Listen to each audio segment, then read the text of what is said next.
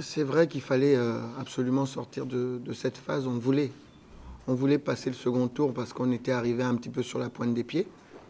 Mais on a eu trois adversaires différents. Ce qui nous a un petit peu...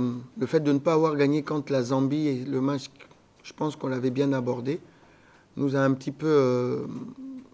on est arrivé un peu timoré contre le Cap-Vert, même si on avait choisi délibérément de jouer bas, parce que c'est une équipe très dangereuse, une équipe qui joue en contre-attaque, et on ne voulait absolument pas laisser des espaces pour encaisser contre cette équipe. Donc le fait de... On s'est un petit peu trop focalisé sur le côté défensif, et on a oublié un petit peu de bien utiliser le ballon comme on est capable de le faire. Contre la Tunisie, le match était un peu différent, on a utilisé un autre système de jeu. On a joué un petit peu plus haut, surtout en deuxième mi-temps, parce qu'en première, encore une fois, on a encaissé et peut-être certainement la peur de passer à travers. Et en deuxième mi-temps, je crois on s'est lâché, je crois qu'on a vu quand même une équipe un petit peu meilleure. Donc maintenant, on s'est qualifié après 3 matchs nuls.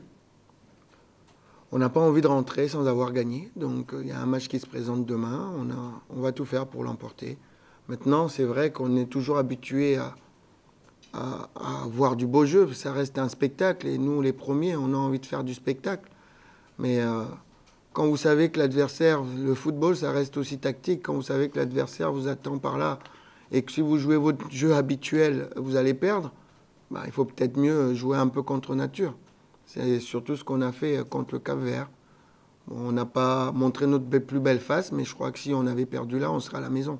Donc de temps en temps, il faut aussi savoir être mature et puis changer un petit peu une façon de jouer et engranger des points, devenir vraiment compétiteur. Ce que je suis en train de voir, c'est que pendant la phase des qualifications, on a joué 6 matchs, on a encaissé 9 buts. Ça, c'est pas digne d'une grande équipe. Donc on doit pouvoir encaisser moins de buts que le match qu'on joue. Là, on est à 3 matchs joués, 2 buts encaissés. C'est un petit peu plus normal pour une équipe. Donc voilà. Non, franchement, on est serein, on est calme, on regarde le match tout simplement. Le début de votre question sous-entend évidemment ce qui se passe au niveau du pays, de chaque côté de la frontière.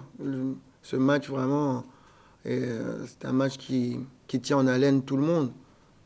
Je dis encore une fois, sont deux villes, on est à 5 minutes. Quand on traverse Kinshasa et Brazzaville, on a chacun des connaissances de la famille de l'autre côté. Donc on est, on va dire, le même peuple. Mais quand on est dans une famille, il y a des périodes où on s'embrasse tout le temps. Et puis il y a des moments où on n'a pas tellement envie de se voir.